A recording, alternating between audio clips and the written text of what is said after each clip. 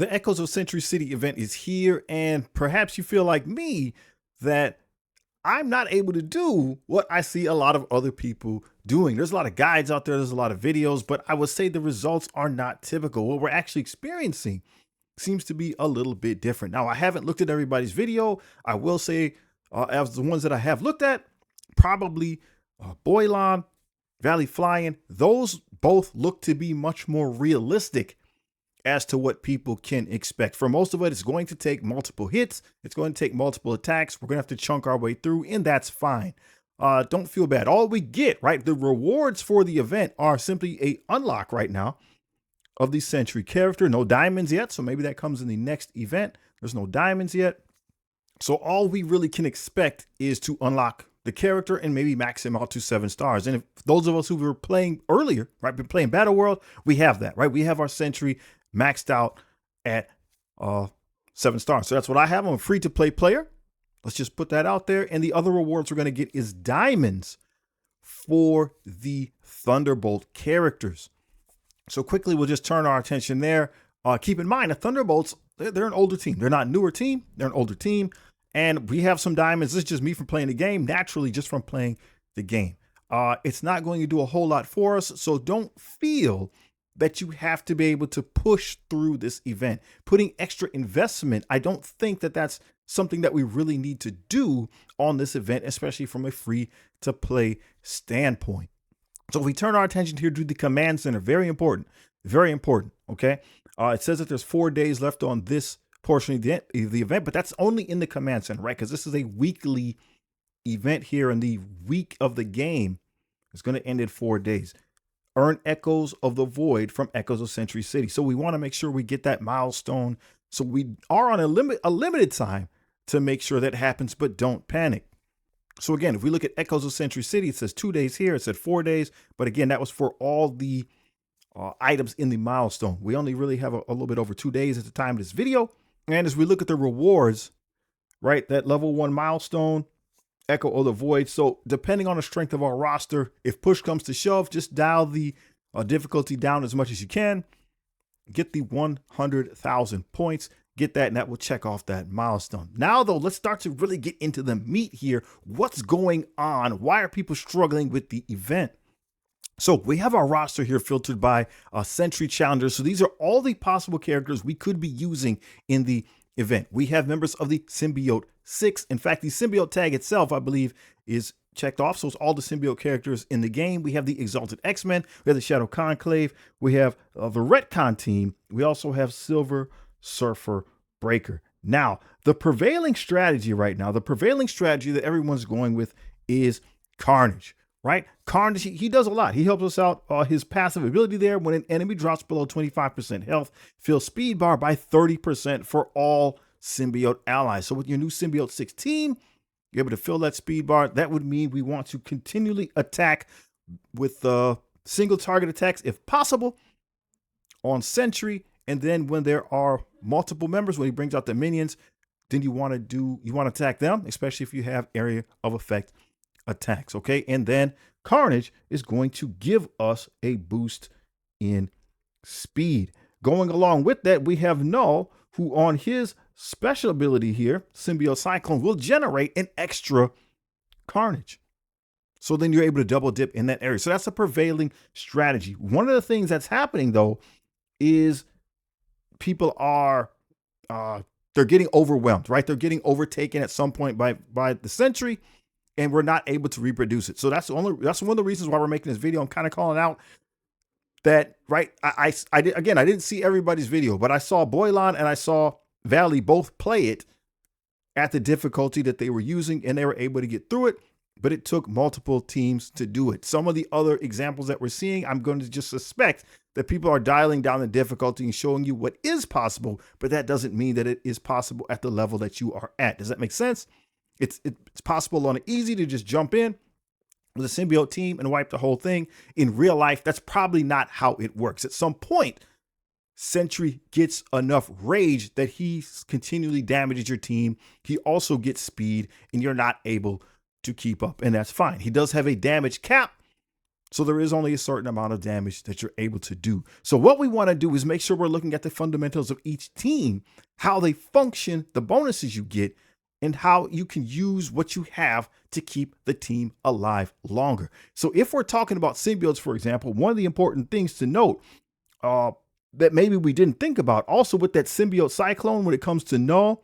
So notice there, if you don't have trauma, you will transfer all negative effects from each ally to yourself and then flip them. So this is a cleanse mechanic. Cleansing is very, very important through the matchup. You're going to get infected with a lot of negative effects from the Sentry and Void. You need to be able to get those off your team, especially with the symbiote, so that you can heal.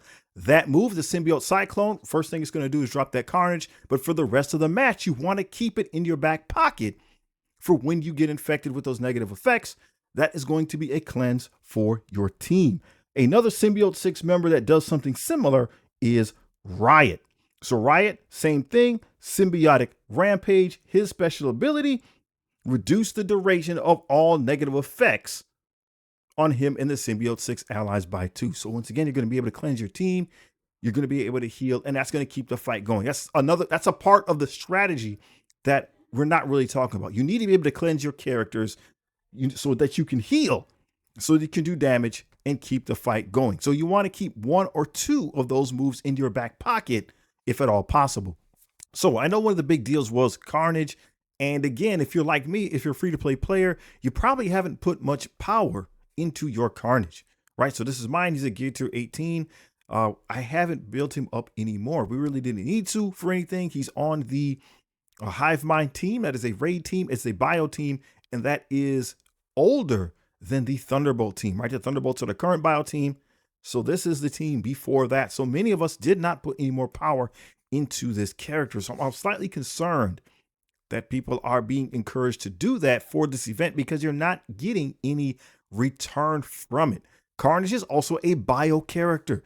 Bio gear right now is very, very compressed, right? We need it for our brand new Symbiote 6 team, right? So if you have to put it on Carnage or you have to put it on one of your new Symbiote 6 characters, you put it on one of the new characters. We're also going to need it for three of the Amazing Avengers. Okay, so if you are a newer or a mid-game player, you cannot afford to put gear on this character. You're not going to get a return. It probably doesn't put you in a position to unlock Sentry if you don't have anything else to go along with it.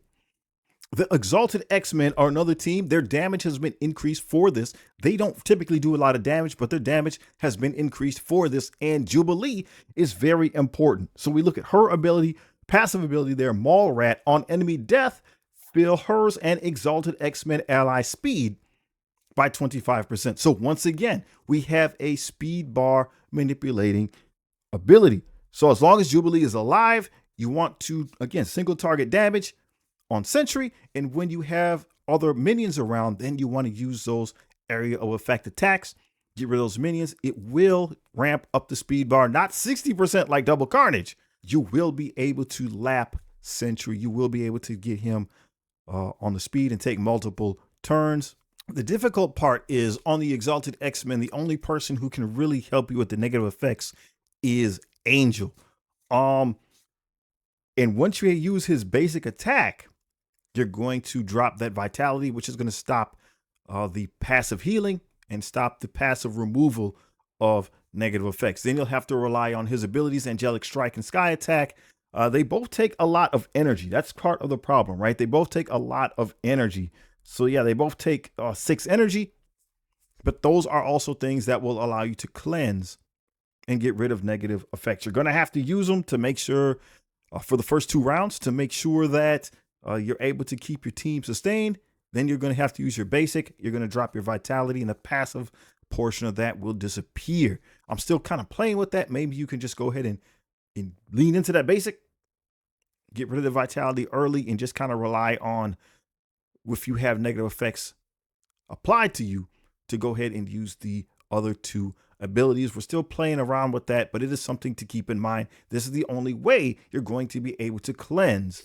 Let's talk a little bit about the Shadow Conclave. Now, Malekith, right? Maybe you sub him out or maybe you use him, But Malekith doesn't do a whole lot outside of war. He doesn't do much at all outside of war. So in the Sentry event, the best thing you can probably do is just use his basic ability. He even gets a buff. He gets I think it's 100% chance to critical hit if he uses his basic ability. So generally speaking, that's what you're going to want to do, right? He hits somebody and he calls in somebody else for the attack. So he's going to do more damage. He doesn't do a lot, but he's going to do more damage inside of that game mode. And he's going to call in somebody else for the assist. You probably hit the damage cap. Again, when it comes to Malekith, I'm not sure if it's even worth using the rest of his abilities. High Evolutionary is your healer. He has a bunch of moves here, but we want to be careful about when we use them. His special ability should be the one we generally use to heal. Okay, it's going to put some bleeds. Hellsteel, it doesn't apply to Sentry himself, but again, he's going to steal health from the minions. So when you have a bunch of individuals on the board, use that to augment your normal healing. His ultimate clears all negative effects. So again, we might want to keep that one in our back pocket. If we just need healing, see if we can simply use the special and try to hold on to the ultimate. If we got to use the ultimate, right, we're going to have to power it up. So we just depend on how we feel. Maybe we put him next to Thanos, maybe we don't, to try to power level his energy. But it is the only move that can get rid of negative effects. And so we want to keep that available so that we can keep our team alive longer. Regarding their retcon team, there's not a whole lot of cleanse. Once again, you have Squirrel Girl. Her special ability, clear all negative effects from all allies, and that's your heal. So you got to heal. We got to make sure we do that. It's on a 3 energy cooldown, so that's good. That's not bad. But this is the only ability you have to cleanse your team. So we have to heal. You do have Drain though, right? With the team all intact, you do have Drain. She-Hulk, her passive ability there, Court Order, once she gets 5 charges, then she will throw all the negative effects away. That is good, but that's out of your control. You have to take hits for that to happen. Gwenpool and Deadpool can both cleanse themselves with one of their abilities, but that's not going to cleanse the entire team. But maybe we can mitigate it, right? Between what She-Hulk's doing, Gwenpool and Deadpool doing that to themselves, maybe we can kind of mitigate things, but just keep that in mind. So with that in mind, we switch over here to the event. I'm doing difficulty 4. Okay, I'm doing difficulty 4. And as you can see right now, we got 2 attacks. Gear tier 19 is what they're asking. I might even have to dial it down because I've only been able to do 50% of the damage. Maybe if I had the Carnage, maybe if I bring him up to gear tier 19, I can do it. But again, what do I get? I don't get diamonds for Sentry, right? It doesn't really, I don't get anything at this point with my account being as it is. It's not going to help me unlock the character. I already got him. It's not going to help me power up the character. He's as strong as I can get him right now. So with these 2 teams, we were indeed able to do, right, half of the damage on difficulty 4.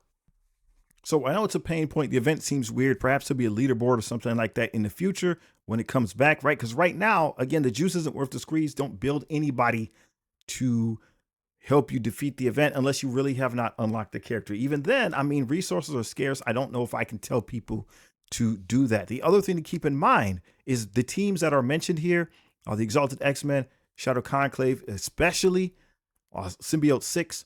Right, we're going to be using those teams for quite some time. So again, our Symbiote Surfer here, or excuse me, Symbiote Quicksilver, he's at 3-star on the free-to-play side. Maybe you can get you stronger, but the point I'm trying to make is all of those teams are going to be growing. We're going to be building those teams. They're going to be getting stronger. We're going to slowly over time be doing more and more damage. So maybe that's what some of those other difficulties are for, and maybe they'll have some type of a leaderboard or something like that. Maybe this is how we'll, again, progress to try to get diamonds for Sentry. I'm not sure, but don't be discouraged if you're not able to do what you think we should be able to do right now. This event looks like it's intended to have room to grow. The reason why we were making this video is, again, we've seen some results not typical. Online, people are saying, hey, just do this, and many people simply cannot do it. They can't recreate it, and that's fine. We don't have the strength of roster that some other people have. We're not always sure what difficulty people are showing, the difference between demonstration